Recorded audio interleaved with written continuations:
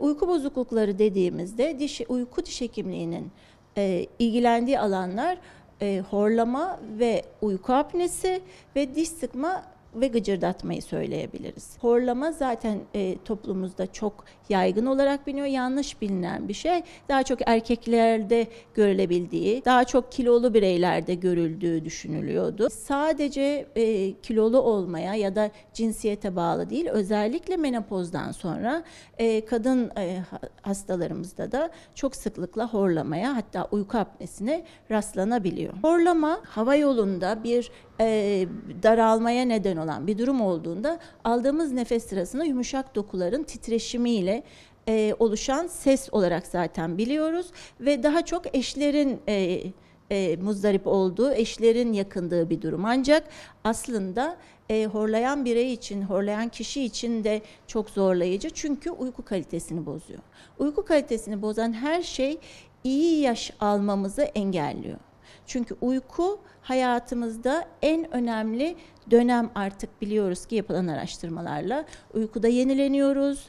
Uyku bizim için, uyku kalitesi süresinden ziyade uyku kalitesi çok önemli. İyi yaş almak istiyorsak.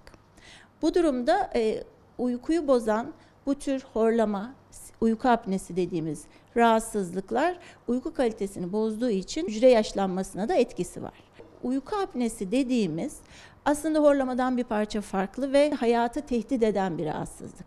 Çoğu zaman fark edilmiyor ve sinsi vücudu zorlamaya devam ediyor.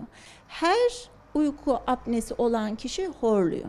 O yüzden horlayan kişilerin bir uyku laboratuvarına giderek uyku kalitesini ölçtürmesi önemli. Çünkü uyku apnesi dediğimiz şey uykuda nefes tıkanması. Uykuda bu tıkanıklığın tam olmasında tamamen oksijen alımı durabiliyor. Belli sürelerle düşünün, hücreye oksijen gitmiyor. Beyin diyor ki kalbe daha çok at, daha çok at, çünkü oksijen gel. Halbuki kan pompalıyor ama içinde oksijen yok. O yüzden nefes yolunun açık tutulması gerekiyor. Eğer eşi teşhis edemiyorsa ya da yalnız uyuyan bireyler de çok olmaya başladı günümüzde, biliyorsunuz. Bu durumda bir kendisinde hissettiği semptomları değerlendirebilir. Yorgun uyanıyorsa, hiç uyumamış gibi uyanıyorsa 8 saat uyumasına rağmen, sık uyanıyorsa, uyku düzeni bozuluyorsa, uyku sırasında sık uyanıp terlemeyle uyanıyorsa, halk arasında karabasan dediğimiz karabasan yaşıyorsa, belki de o sırada uyku apnesi yaşıyor. Yani uykuda nefesi tıkanıyor. Ve oksijen düzeyi çok düştüğü için beyin hastayı uyandırmak istercesine büyük bir horlamayla sıçrayarak uyanabiliyor.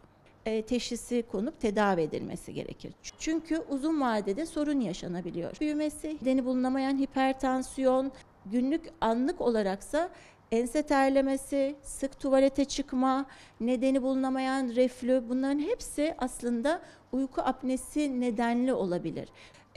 Sağlığı tehdit eden bir durum ortaya çıkıyor. Büyümüş bir bademcik, büyük bir dil, küçük çene, küçük alt çene, özellikle alt çenesi küçük olan insanların hava yolunun daha dar olduğunu biliyoruz.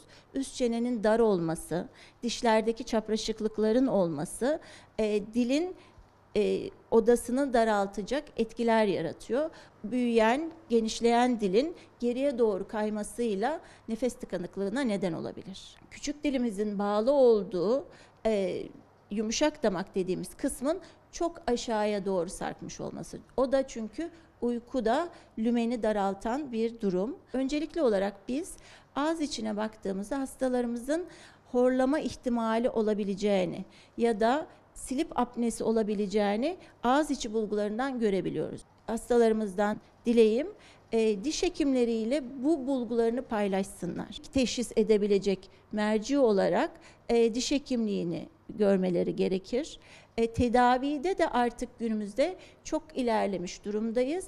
Cihaz, bir maske takılıyor ve bir hortuma bağlı bir motor gece boyunca size hava uyguluyor ki hava yolunu açık tutabilmek için. Görebildiğimiz şey, evet bu işe yarıyor ama uyku kalitesi çok zor. Adapte olması gördüğümüz kadarıyla hastaların çok zor oluyor. Ne yazık ki birçok hastamız Bana evet önerildi ama kullanamıyorum diyor. Uyku diş hekimliği dernekleri konsensusunda ağız içi apareyler de hava yolunu açmada kullanılabiliyor. Ve diğer yöntemlere göre hem daha az invaziv, yani daha değişimi mümkün, hem daha pratik, uygulaması kolay, adapte olması kolay. Diş hekimi olarak yaptığımız şey, ağız içi bir aparey hazırlıyoruz hastamızın diş çene durumuna göre ve çeneyi bir parça önde tuttuğumuzda, dili de önde tuttuğumuz için hava yolunun tıkanmasını bir diş apareyiyle önleyebiliyoruz. Böylece hava yolu açık kaldığında daha konforluca uyunabiliyor, uyku kalitesi artıyor. En önemlisi oksijen satürasyonu dediğimiz, kandaki oksijen miktarı doğru düzeyde kaldığında hücre yaşlanması da gecikmiş oluyor. Sel faktörler işin içine geldiği için çocuklarda da görebiliyoruz. Alt çenesi iyi gelişmemiş çocuklarda görebiliyoruz. Kilo aldıkça kilo kısmı boyun kısmında biriken hastalarımızda görebiliyoruz. Genetik olarak kısa boyunlu, geniş boyun çapına sahip hastalarımızda görebiliyoruz. Ama en önemlisi çene yapısının bunda çok etkisi oldu. Uygulanan aparey kullanımı diğer yöntemlere göre oldukça rahat ve burada her gece takması gereken bir aparey ve alt çenenin pozisyonunu değiştiren bir aparey değil. Hastalarımız bundan endişe etmesinler. Uyku boyunca takılıyor, sonra gündüz takmalarına gerek olmuyor. Asıl uyku durumunu değerlendirmek için uyku laboratuvarında uyku testleriyle bunun teyidini de yapıyoruz ve gelen sonuçlar çok çok iyi. Kandaki oksijen yüzdesi gayet iyi artıyor. Onda ağır apnesi olan hastalarımız bile hafif duruma geliyor. Hatta hiç horlamamaya başlayabiliyor. Horlama için de aynı şey. Sadece uyku partnerimizi rahatsız ettiğini düşünmeyelim. Kendimiz için de iyi oksijen almak, iyi uyumak çok çok önemli bedenimiz için. O nedenle bu apareyi horlayan hastalarımıza da uygulayabiliyoruz. Öncelikle eşler telefon ediyor teşekkür için. Çünkü horlama geçiyor, hastamızın uyku kalitesi artıyor.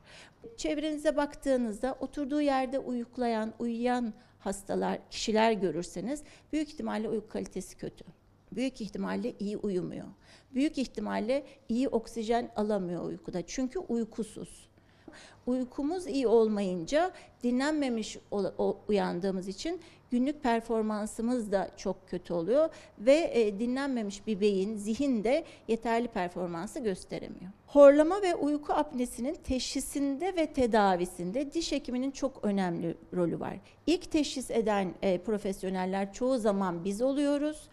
Tedavisinde de etkin ve kullanılabilir apareyler yaparak tedavisinde de katkıda bulunuyoruz. Vatandaşlarımıza Dünya Diş Hekimliği günümüzde, diş hekimliği haftamızda diş hekiminin sadece dişlerle ilgilenen profesyoneller olmadığını, sadece dişler ve çevre dokuyla ilgilenen diş hekimleri olmadığını hatırlamalarını rica ediyorum.